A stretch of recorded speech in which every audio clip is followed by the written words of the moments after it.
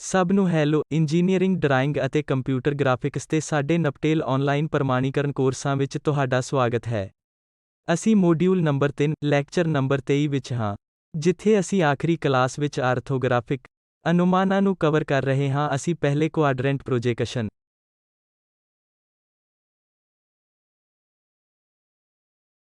ਅਤੇ ਤੀਜੇ ਕੁਆਡਰੈਂਟ ਪ੍ਰੋਜੈਕਸ਼ਨਾਂ ਬਾਰੇ ਸਿੱਖਿਆ ਹੈ।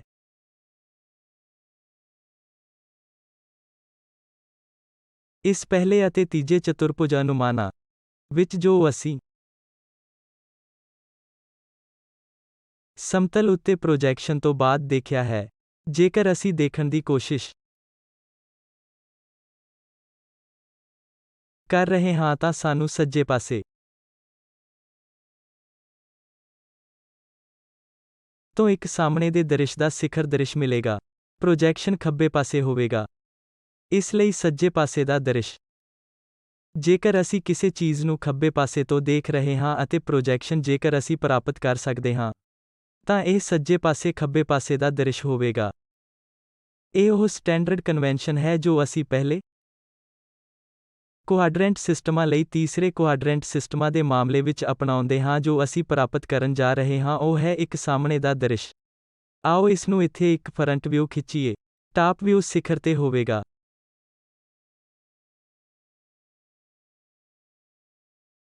ਅਤੇ ਸ਼ਾਇਦ ਸੱਜੇ ਪਾਸੇ ਦਾ ਦ੍ਰਿਸ਼, ਖੱਬੇ ਪਾਸੇ ਦਾ ਦ੍ਰਿਸ਼।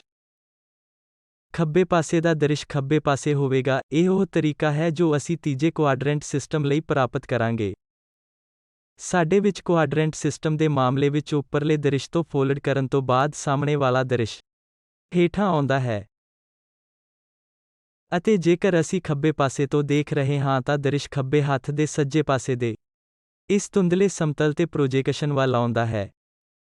ਅਤੇ ਜੇਕਰ ਅਸੀਂ ਸੱਜੇ ਪਾਸੇ ਤੋਂ ਦੇਖ ਰਹੇ ਹਾਂ ਤਾਂ ਧੁੰਦਲੇ ਜਹਾਜ਼ ਤੇ ਪ੍ਰੋਜੈਕਸ਼ਨ ਖੱਬੇ ਪਾਸੇ ਆਉਂਦਾ ਹੈ। ਇਸ ਤਰ੍ਹਾਂ ਅਸੀਂ ਅੱਗੇ ਵਧਦੇ ਹਾਂ ਅਤੇ ਜ਼ਿਆਦਾਤਰ ਮਾਮਲੇ ਘੱਟੋ-ਘੱਟ ਭਾਰਤੀ ਮਾਪਦੰਡਾਂ ਲਈ ਹਨ ਅਤੇ ਸਾਡੇ ਇੰਜੀਨੀਅਰਿੰਗ ਡਰਾਇੰਗ ਕੋਰਸ ਵੀ ਹਨ ਜੋ ਅਸੀਂ ਵਿਆਪਕ ਤੌਰ ਤੇ ਇਸ ਚਤੁਰਭੁਜ ਪ੍ਰਣਾਲੀ ਦੀ ਪਾਲਣਾ ਕਰਦੇ ਹਾਂ। ਆਓ ਅਸੀਂ ਇਸ ਪਹਿਲੇ ਚਤੁਰਭੁਜ ਪ੍ਰਣਾਲੀ ਬਾਰੇ ਹੋਰ ਜਾਣੀਏ। ਆਓ ਅਸੀਂ ਇਸ ਤਸਵੀਰ ਨੂੰ ਪਹਿਲੇ ਕੋਣ ਵਿੱਚ ਵੇਖੀਏ। ਸਾਡੀ ਪਹਿਲੀ ਚਤੁਰਭੁਜ ਕਿਸਮ ਦੀ ਪ੍ਰਣਾਲੀ ਜੇਕਰ ਅਸੀਂ ਇਸ ਦਿਸ਼ਾ ਤੋਂ ਨਿਰੀਖਣ ਕਰ ਰਹੇ ਹਾਂ ਤਾਂ ਅਜਿਹੇ ਮਾਪ ਵਾਲਾ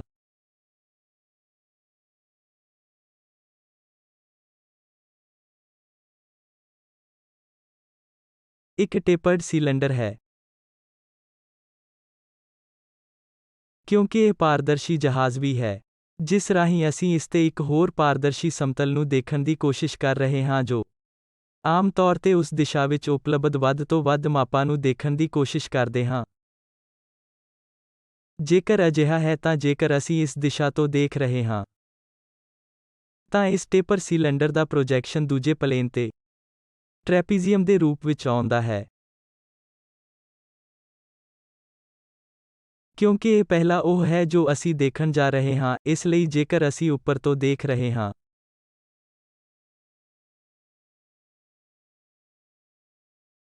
ਤਾਂ ਅਸੀਂ ਉਸ ਇੱਕ ਸਾਹਮਣੇ ਵਾਲੇ ਦ੍ਰਿਸ਼ ਨੂੰ ਕਾਲ ਕਰੀਏ। ਦੁਬਾਰਾ, ਇਹ ਜਾਪਦਾ ਹੈ ਕਿ ਟ੍ਰੈਪੀਜ਼ੀਅਮ ਸਮਾਨ ਸਮਿਟ੍ਰਿਕ ਵਸਤੂ ਇਸ ਦ੍ਰਿਸ਼ ਤੋਂ ਆਉਂਦੀ ਹੈ ਅਤੇ ਚੋਟੀ ਦੇ ਦ੍ਰਿਸ਼ ਤੋਂ ਵੀ। ਜੇਕਰ ਅਸੀਂ ਇਸ ਦ੍ਰਿਸ਼ਟੀਕੋਣ ਤੋਂ ਦੇਖ ਰਹੇ ਹਾਂ ਤਾਂ ਇਹ ਇੱਕ ਹੋਰ ਵੱਡੇ ਚੱਕਰ ਦੇ ਬਾਅਦ ਇੱਕ ਚੱਕਰ ਵਾਂਗ ਜਾਪਦਾ ਹੈ। ਸਮਤਲ ਤੇ ਇਹ ਇੱਕ ਚੱਕਰ ਦੇ ਬਾਅਦ ਇੱਕ ਚੱਕਰ ਵਰਗਾ ਦਿਖਾਈ ਦਿੰਦਾ ਹੈ ਕਿਉਂਕਿ ਅਸੀਂ ਝੁਕੇ ਹੋਏ ਦਿਸ਼ਾ ਵੱਲ ਦੇਖ ਰਹੇ ਹਾਂ। ਇਹ ਅੰਡਾਕਾਰ ਵਰਗਾ ਲੱਗ ਸਕਦਾ ਹੈ ਪਰ ਸਾਨੂੰ ਇਸ ਪੰਨੇ ਨੂੰ ਪਲਟਣਾ ਜਾਂ ਫੋਲਡ ਕਰਨਾ ਪੈਂਦਾ ਹੈ। ਜਦੋਂ ਅਸੀਂ ਇਸ ਨੂੰ ਫੋਲਡ ਕਰਦੇ ਹਾਂ ਤਾਂ ਉਸ ਪਲੇਨ ਤੇ ਪੂਰਾ ਚੱਕਰ ਬਣ ਜਾਂਦਾ ਹੈ। ਇਸ ਲਈ ਅਸੀਂ ਇਸ ਸਾਰੀ ਚੀਜ਼ ਨੂੰ ਅਗਲੀ ਚੀਜ਼ ਲਈ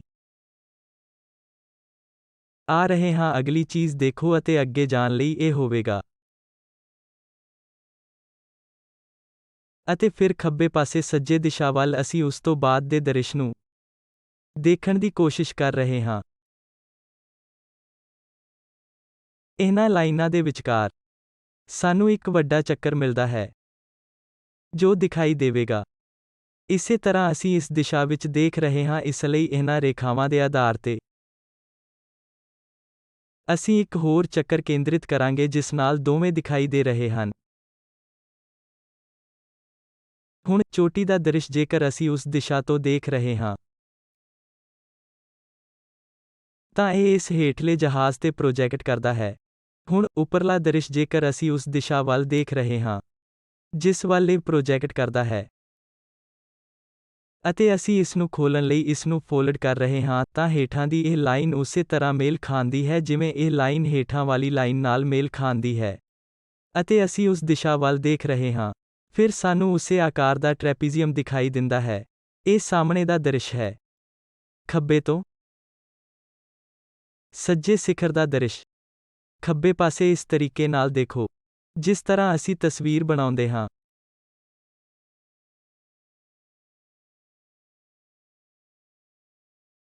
ਅਜਿਹਾ ਕਰਨ ਨਾਲ ਸਾਹਮਣੇ ਦਾ ਦ੍ਰਿਸ਼ ਵਸਤੂ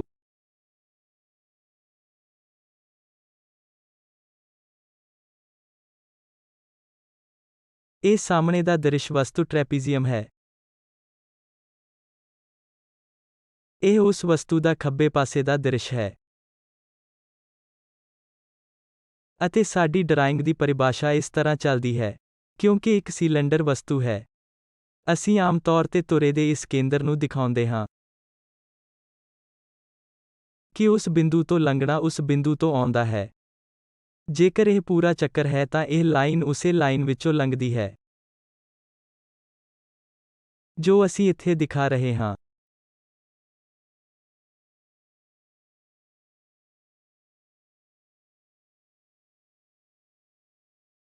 ਕਿਉਂਕਿ ਇਹ ਖੱਬੇ ਪਾਸੇ ਇੱਕ ਚੱਕਰ ਹੈ। ਇੱਕ ਚੱਕਰ ਅਤੇ ਇੱਕ ਹੋਰ ਚੱਕਰ ਵੇਖੋ।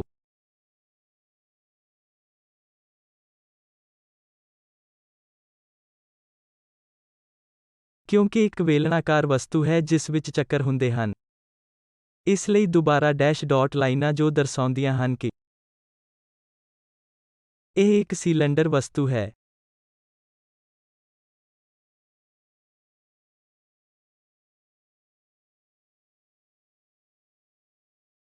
ਜੇਕਰ ਅਸੀਂ ਇਹ ਦੇਖ ਰਹੇ ਹਾਂ ਕਿ ਤੀਸਰੇ ਕੋਣ ਪ੍ਰੋਜੇਕਸ਼ਨ ਸਿਸਟਮਾਂ ਵਿੱਚ ਉਹੀ ਸਿਲੰਡਰ ਵਸਤੂ ਨੂੰ ਅਸੀਂ ਤੀਜੇ ਚਤੁਰਭੁਜ ਵਿੱਚ ਰੱਖ ਰਹੇ ਹਾਂ, ਉਹ ਸਮਤਲ ਜਿਨ੍ਹਾਂ ਤੇ ਇਹ ਪ੍ਰੋਜੈਕਟ ਕੀਤਾ ਗਿਆ ਹੈ, ਕੀ ਇਹ ਉਹ ਸਮਤਲ ਹਨ ਜਿਨ੍ਹਾਂ ਤੇ ਇਹ ਪ੍ਰੋਜੈਕਟ ਕੀਤਾ ਜਾਵੇਗਾ?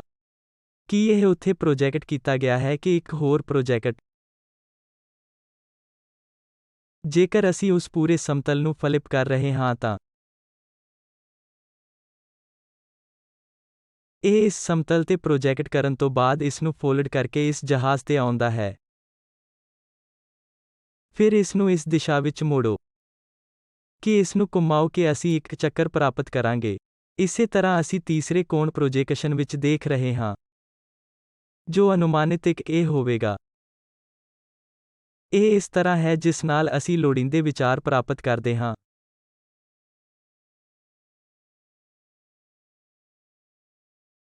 ਇਹਨਾਂ ਮਾਪਾਂ ਨੂੰ ਦਿਖਾਉਣ ਲਈ ਤੀਜੇ ਕੋਣ ਪ੍ਰੋਜੈਕਸ਼ਨ ਪ੍ਰਣਾਲੀ ਵਿੱਚ ਕਾਫੀ ਆਮ ਹੈ।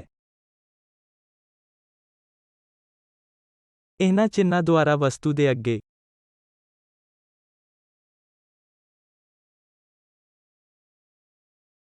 ਕਿਉਂਕਿ ਇਹ ਇੱਕ ਅਨੁਮਾਨਿਤ ਹੈ। ਕੁਝ ਵਿਆਸ, ਇੱਕ ਹੋਰ ਵਿਆਸ ਸ਼ਾਇਦ ਇੱਕ ਬਿੰਦੂ 2D ਤੱਕ ਵਸਤੂ ਦੀ ਲੰਬਾਈ ਅਤੇ ਆਮ ਤੌਰ ਤੇ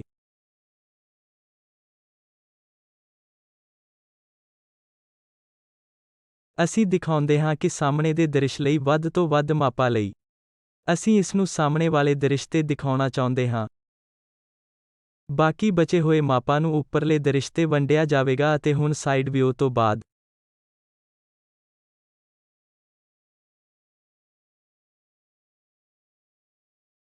ਅਸੀਂ ਇਹਨਾਂ ਪ੍ਰੋਜੈਕਸ਼ਨਾਂ ਵਿੱਚ ਸ਼ਾਮਲ ਤਰੀਕਿਆਂ ਨੂੰ ਦੇਖਾਂਗੇ। ਕਿਸੇ ਵੀ ਪ੍ਰੋਜੈਕਸ਼ਨ ਅਸੀਂ ਦੋ ਤਰੀਕਿਆਂ ਵਿੱਚ ਵੰਡਦੇ ਹਾਂ। ਇੱਕ ਕੁਦਰਤੀ ਢੰਗ ਨਾਲ ਹੈ, ਦੂਜਾ ਕੱਚ ਦੇ ਡੱਬੇ ਦਾ ਤਰੀਕਾ ਹੈ।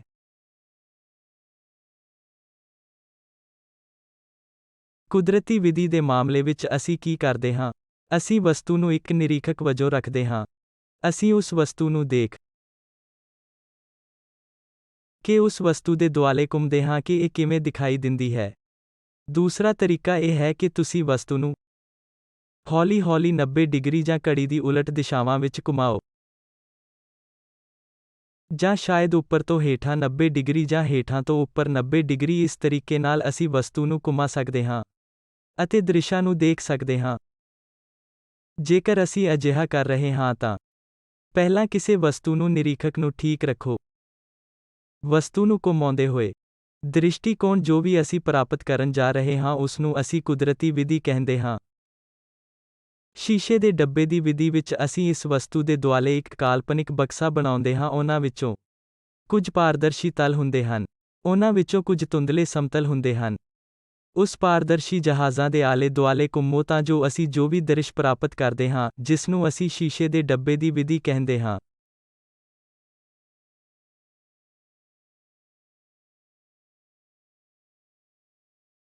ਆਓ ਅਸੀਂ ਕਿਸੇ ਵਸਤੂ ਨੂੰ ਵੇਖੀਏ। ਇੱਥੇ ਵਸਤੂ ਕੁਝ ਅਜਿਹਾ ਹੈ ਜਿਵੇਂ ਐਲ ਆਕਾਰ ਵਿੱਚ ਇੱਕ ਬਲੋਕ ਐਲ ਆਕਾਰ ਵਿੱਚ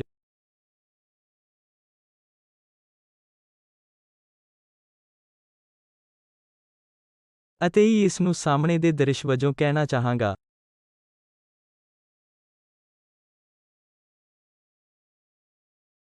ਤੁਸੀਂ ਉਹ ਵਿਅਕਤੀ ਹੋ ਜੋ ਮੋਨੀਟਰ ਨੂੰ ਦੇਖ ਰਹੇ ਹੈ ਅਤੇ ਵਸਤੂ ਤੁਹਾਡੇ ਨਾਲ ਥੋੜੀ ਜਿਹੀ ਝੁਕੀ ਹੋਈ ਹੈ। ਆਸਾਨ ਗੱਲ ਇਹ ਹੈ, ਇਸ ਵਸਤੂ ਨੂੰ ਕਿਸੇ ਖਾਸ ਕੋਣ ਦੁਆਰਾ ਉਸ ਦਿਸ਼ਾ ਵਿੱਚ ਘੁਮਾਓ ਕਿ ਇਹ ਉਸ ਸਮਤਲ ਦਿਸ਼ਾ ਵਿੱਚ ਤੁਹਾਡੇ ਦ੍ਰਿਸ਼ ਦੀ ਦਿਸ਼ਾ ਲਈ ਲੰਬਵਤ ਹੋਵੇਗਾ। ਤਾਂ ਇੱਥੇ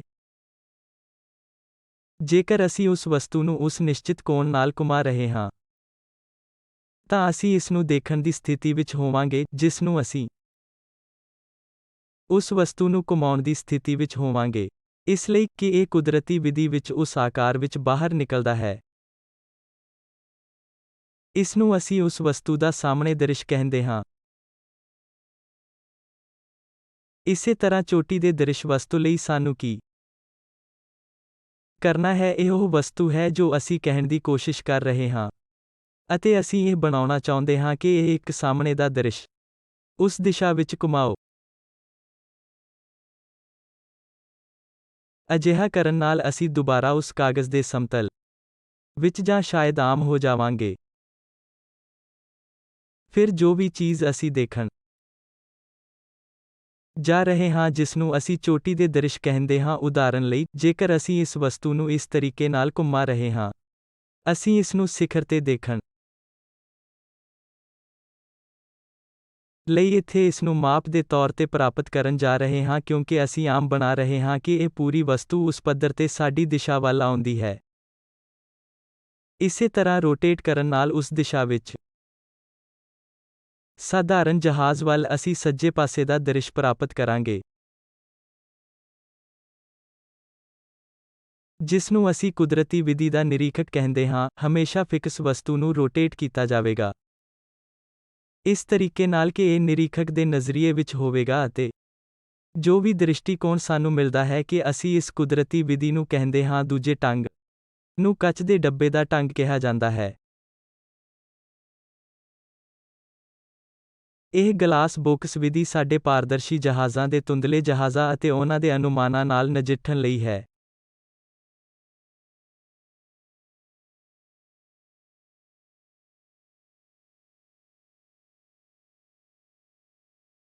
ਜਦੋਂ ਅਸੀਂ ਇਸ ਸ਼ੀਸ਼ੇ ਦੇ ਬੌਕਸ ਵਿਧੀ ਨੂੰ ਬਣਾਉਣ ਦੀ ਕੋਸ਼ਿਸ਼ ਕਰ ਰਹੇ ਹਾਂ, ਜਿੱਥੇ ਪਾਰਦਰਸ਼ੀ ਸਮਤਲ ਸਾਹਮਣੇ ਹੁੰਦੇ ਹਨ, ਉੱਥੇ ਨਿਰੀਖਕ ਇਸ ਦਿਸ਼ਾ ਵਿੱਚ ਹੁੰਦਾ ਹੈ। ਹੁਣ ਤੱਕ ਉਹ ਉਸ ਦਿਸ਼ਾ ਵੱਲ ਦੇਖ ਰਿਹਾ ਹੈ ਜੋ ਵੀ ਆਕਾਰ ਉਹ ਦੇਖ ਰਿਹਾ ਹੈ, ਜਿਸ ਨੂੰ ਅਸੀਂ ਸਾਹਮਣੇ ਦਾ ਦ੍ਰਿਸ਼ ਕਹਿੰਦੇ ਹਾਂ। ਇਹ ਇੱਕ ਸਾਹਮਣੇ ਦਾ ਦ੍ਰਿਸ਼ ਪ੍ਰੋਜੈਕਸ਼ਨ ਹੈ। ਇਸ ਲਈ ਜੇਕਰ ਤੁਸੀਂ ਇਸ ਨੂੰ ਪੂਰਾ ਕਰਨ ਜਾ ਰਹੇ ਹੋ ਤਾਂ ਇੱਕ ਪ੍ਰੋਜੈਕਸ਼ਨ ਉਹ ਕੀ ਦੇਖਣ ਜਾ ਰਿਹਾ ਹੈ ਜੋ ਇਸ ਆਕਾਰ ਦਾ ਹੋਵੇਗਾ। ਇਸ ਨੂੰ ਅਸੀਂ ਸਾਹਮਣੇ ਦਾ ਦ੍ਰਿਸ਼ ਕਹਿੰਦੇ ਹਾਂ। ਫਿਰ ਚੋਟੀ ਦੇ ਦ੍ਰਿਸ਼ ਨੂੰ ਦੇਖਣ ਲਈ ਇੱਕ ਨੂੰ ਉੱਪਰਲੇ ਪਾਸੇ ਤੋਂ ਦੇਖਣਾ ਪੈਂਦਾ ਹੈ ਜੋ ਵੀ ਇਸ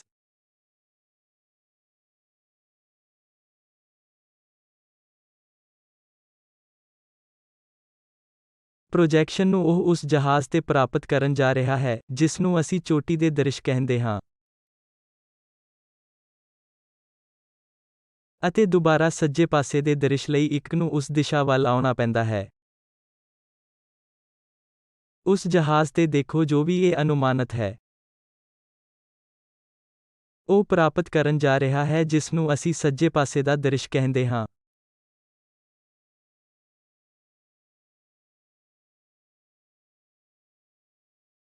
ਗਲਾਸ ਬਾਕਸ ਵਿਧੀ ਵਿੱਚ ਅਸੀਂ ਇਹਨਾਂ ਦ੍ਰਿਸ਼ਾਂ ਨੂੰ ਸ਼ੀਸ਼ੇ ਦੇ ਡੱਬੇ ਦੀ ਵਿਧੀ ਵਿੱਚ ਪਲੇਨ ਉੱਤੇ ਪੇਸ਼ ਕਰਦੇ ਹਾਂ ਜਾਂ ਸ਼ਾਇਦ ਉਹਨਾਂ ਨੂੰ ਘੁਮਾਉਂਦੇ ਹਾਂ ਤਾਂ ਜੋ ਸਾਨੂੰ ਵੱਖੋ ਵੱਖਰੇ ਦ੍ਰਿਸ਼ ਮਿਲ ਸਕਣ। ਉਦਾਹਰਨ ਲਈ, ਆਓ ਅਸੀਂ ਇਸ ਨੂੰ ਉਸੇ ਵਸਤੂ ਲਈ ਵੇਖੀਏ ਜੋ ਪ੍ਰੋਜੈਕਸ਼ਨ ਤੋਂ ਬਾਅਦ ਸਾਹਮਣੇ ਵਾਲਾ ਦ੍ਰਿਸ਼ ਹੈ। ਅਸੀਂ ਇਹ ਪ੍ਰਾਪਤ ਕਰ ਰਹੇ ਹਾਂ, ਇਹ ਸਥਿਰ ਪਲੇਨ ਰਹਿੰਦਾ ਹੈ। ਹੁਣ ਨਿਰੀਖਕ ਉੱਥੋਂ ਵੇਖਦਾ ਹੈ ਤਾਂ ਸਭ ਤੋਂ ਪਹਿਲਾਂ ਉਹ ਇਸ ਨੂੰ ਸੱਜੇ ਪਾਸੇ ਦੇ ਦ੍ਰਿਸ਼ ਲਈ ਵਸਤੂ ਵਜੋਂ ਪ੍ਰਾਪਤ ਕਰੇਗਾ। ਹੁਣ ਇਸ ਪੂਰੇ ਸਮਤਲ ਨੂੰ 90 ਡਿਗਰੀ ਘੁਮਾਓ। ਜੇਕਰ ਅਸੀਂ ਘੁੰਮ ਰਹੇ ਹਾਂ ਕਿ ਸਾਨੂੰ ਇਹ ਦ੍ਰਿਸ਼ ਮਿਲਦਾ ਹੈ। ਇਸੇ ਤਰ੍ਹਾਂ ਉਸ ਪਲੇਨ ਤੇ ਵਸਤੂ ਲਈ ਅਸੀਂ ਸ਼ਾਇਦ ਇਹ ਪ੍ਰਾਪਤ ਕਰ ਰਹੇ ਹੋਵਾਂਗੇ ਜਿਵੇਂ ਕਿ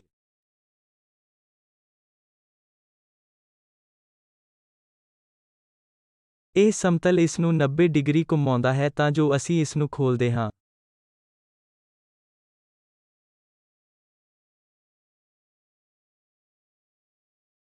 ਇਹ ਉਸ ਜਹਾਜ਼ ਤੇ ਵਸਤੂ ਹੈ ਜੋ ਅਸੀਂ ਇਸ ਨੂੰ ਪ੍ਰਾਪਤ ਕਰਦੇ ਹਾਂ।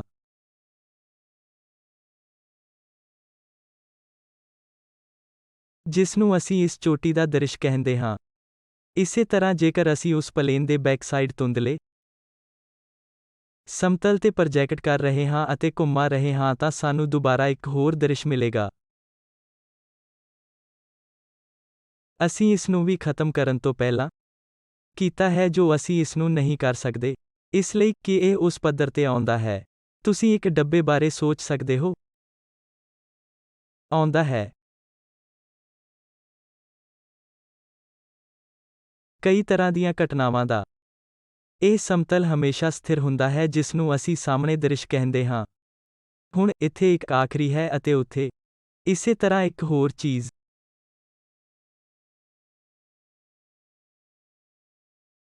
ਇਸੇ ਤਰ੍ਹਾਂ ਇੱਥੇ ਉੱਥੇ ਅਤੇ ਉਹਨਾਂ ਦਾ ਇਸ ਤੇ ਹੁਣ ਇੱਕ ਵਾਰ ਜਦੋਂ ਇਹ ਉਸ ਡੱਬੇ ਤੇ ਕੀਤਾ ਜਾਂਦਾ ਹੈ, ਅਸੀਂ ਇਹ ਰਸਤਾ ਖੋਲ੍ਹਦੇ ਹਾਂ ਜੋ ਇਹ ਇੱਕ ਪਾਸੇ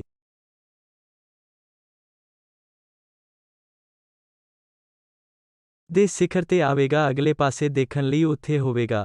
ਆਓ ਅਸੀਂ ਇਸ ਨੂੰ ਇਹ ਸਮਤਲ ਦਾ ਨਾਮ ਦੇਈਏ, B ਸਮਤਲ। C ਸਮਤਲ ਦਾ ਪਿਛਲਾ ਪਾਸਾ D ਸਮਤਲ ਹੈ ਅਤੇ ਹੇਠਾਂ ਵਾਲਾ E ਸਮਤਲ ਹੈ। ਉਸ ਦਾ ਪਿਛਲਾ ਹਿੱਸਾ ਹੁਣ F ਸਮਤਲ ਹੈ ਜਦੋਂ ਅਸੀਂ ਇਸ ਨੂੰ ਖੋਲ੍ਹ ਰਹੇ ਹਾਂ।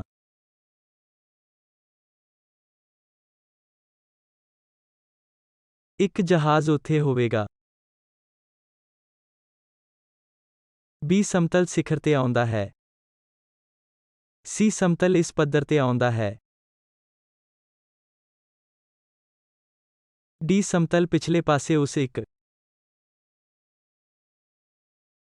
F ਸਮਤਲ ਵਿੱਚ ਇੱਕ ਬਕਸੇ ਵਾਂਗ ਖੁੱਲਦਾ ਹੈ। ਦੋ ਵਾਰ ਅਸੀਂ ਇਸ ਨੂੰ ਖੋਲ੍ਹਣ ਜਾ ਰਹੇ ਹਾਂ ਤਾਂ ਜੋ ਇਹ ਇਸ ਦਿਸ਼ਾ ਵਿੱਚ ਆਵੇ ਅਤੇ ਬਚਿਆ ਹੋਇਆ ਜਹਾਜ਼ ਉਸ ਪੱਧਰ ਤੇ ਆਵੇ। ਇਸ ਤਰ੍ਹਾਂ ਅਸੀਂ ਇਸ ਬੋਕਸ ਨੂੰ ਖੋਲ੍ਹਦੇ ਹਾਂ ਅਤੇ ਇਹਨਾਂ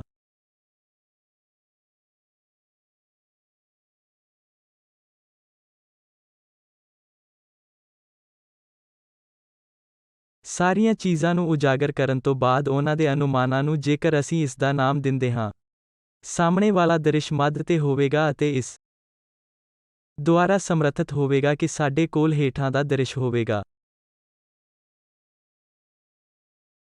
ਇੱਕ ਸਿਖਰ ਦ੍ਰਿਸ਼ ਇਹ ਤੀਜੇ ਕੋਣ ਪ੍ਰੋਜੇਕਸ਼ਨ ਸਿਸਟਮ ਲਈ ਹੈ ਕਿਉਂਕਿ ਸਾਹਮਣੇ ਵਾਲਾ ਦ੍ਰਿਸ਼ ਸਿਖਰ ਦੇ ਸੱਜੇ ਵਿਊ ਉੱਤੇ ਸੱਜੇ ਪਾਸੇ ਅਤੇ ਹੇਠਲਾ ਦ੍ਰਿਸ਼ ਹੇਠਾਂ ਵਾਲੇ ਪਾਸੇ ਹੈ। ਖੱਬਾ ਦ੍ਰਿਸ਼ ਖੱਬੇ ਪਾਸੇ ਹੋਵੇਗਾ ਅਤੇ ਪਿਛਲਾ ਦ੍ਰਿਸ਼ ਸੱਜੇ ਪਾਸੇ ਹੋਵੇਗਾ। ਸਾਡੇ ਚਤੁਰਭੁਜ ਪ੍ਰਣਾਲੀ ਦੇ ਆਧਾਰ ਤੇ ਜੇਕਰ ਅਸੀਂ ਇਸ ਨੂੰ ਬਣਾਉਣ ਦੀ ਕੋਸ਼ਿਸ਼ ਕਰ ਰਹੇ ਹਾਂ ਅਤੇ ਕੱਚ ਦੇ ਦਰਵਾਜ਼ੇ ਦੀ ਕਿਸਮ ਦੇ ਬੌਕਸ ਵਿਧੀ ਦੀ ਵਰਤੋਂ ਕਰ ਰਹੇ ਹਾਂ ਜੋ ਕਿ ਇਹਨਾਂ ਚੀਜ਼ਾਂ ਨੂੰ ਖੋਲ੍ਹਣ ਦਾ ਇਹ ਤਰੀਕਾ ਹੈ। ਅਤੇ ਵੱਧ ਤੋਂ ਵੱਧ ਮਾਪਾਂ ਨੂੰ ਸਾਹਮਣੇ ਵਾਲੇ ਦ੍ਰਿਸ਼ ਤੇ ਦਿਸਣਾ ਚਾਹੀਦਾ ਹੈ ਅਤੇ ਬਾਕੀ ਦੇ ਮਾਪਾਂ ਨੂੰ ਹੋਰ ਦਿਸ਼ਾਵਾਂ ਤੇ ਤੱਕਿਆ ਜਾਵੇਗਾ ਜਿਵੇਂ ਕਿ ਪਾਸੇ ਦੇ ਦ੍ਰਿਸ਼ ਹੇਠਾਂ ਦ੍ਰਿਸ਼ ਚੋਟੀ ਦੇ ਦ੍ਰਿਸ਼ ਤੇ। ਪਹਿਲੀ ਤਰਜੀਹ ਹਮੇਸ਼ਾ ਸਾਹਮਣੇ ਦ੍ਰਿਸ਼ ਹੋਵੇ। ਫਿਰ ਬਾਕੀ ਦੇ ਮਾਪ ਸਿਖਰ ਦੇ ਦ੍ਰਿਸ਼ ਦੁਆਰਾ ਪ੍ਰਗਟ ਕੀਤੇ ਜਾਣੇ ਚਾਹੀਦੇ ਹਨ ਅਤੇ ਬਾਕੀ ਦੇ ਦ੍ਰਿਸ਼ਾਂ ਨੂੰ ਪਾਸੇ ਦੇ ਦ੍ਰਿਸ਼ਾਂ ਦੁਆਰਾ ਧਿਆਨ ਵਿੱਚ ਰੱਖਿਆ ਜਾਣਾ ਚਾਹੀਦਾ ਹੈ।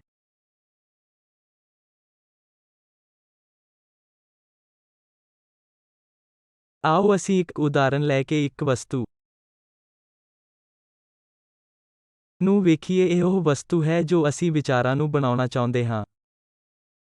ਆਓ ਅਸੀਂ ਕਦਮ ਦਰ ਕਦਮ ਚੱਲੀਏ। ਪਹਿਲੀ ਚੀਜ਼ ਸ਼ਾਇਦ ਸ਼ੀਸ਼ੇ ਦੇ ਦਰਵਾਜ਼ੇ ਦੀ ਤਰ੍ਹਾਂ ਬਣਾਉਣਾ ਆਸਾਨ ਹੈ।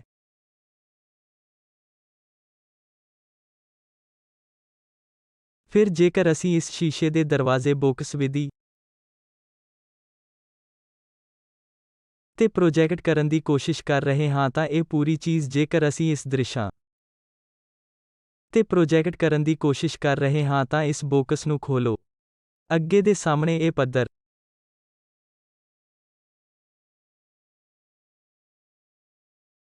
ਦੇ ਸਿਖਰ ਤੇ ਆਉਂਦਾ ਹੈ। ਸਿਖਰ ਤੇ ਆਉਣ ਵਾਲਾ ਉੱਥੇ ਆਵੇਗਾ। ਸੱਜੇ ਪਾਸੇ ਦਾ ਦ੍ਰਿਸ਼ ਇਸ ਪੱਧਰ ਤੇ ਆਉਂਦਾ ਹੈ। ਖੱਬੇ ਪਾਸੇ ਦਾ ਦ੍ਰਿਸ਼ ਉਸ ਪੱਧਰ ਤੇ ਆਉਂਦਾ ਹੈ ਅਤੇ ਪਿਛਲੇ ਪਾਸੇ ਦਾ ਦ੍ਰਿਸ਼ ਇਸ ਪੱਧਰ ਤੇ ਆਉਂਦਾ ਹੈ।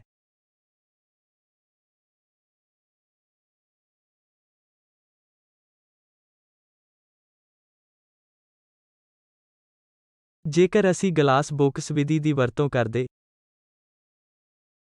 ਹੋਏ ਡਰਾਇੰਗ ਸ਼ੀਟ ਤੇ ਇਸ ਸਭ ਚੀਜ਼ ਨੂੰ ਮੁੜ ਵਿਵਸਥਿਤ ਕਰ ਰਹੇ ਹਾਂ ਤਾਂ ਅਨੁਮਾਨਾਂ ਦਾ ਨਤੀਜਾ ਨਿਕਲਦਾ ਹੈ। ਇਸ ਤਰ੍ਹਾਂ ਅਗਲੀ ਕਲਾਸ ਵਿੱਚ ਡਰਾਇੰਗ ਸ਼ੀਟ ਤੇ ਅਸੀਂ ਹੋਰ ਪ੍ਰੋਜੈਕਸ਼ਨ ਤਰੀਕਿਆਂ ਬਾਰੇ ਹੋਰ ਸਿੱਖਾਂਗੇ। ਧੰਨਵਾਦ।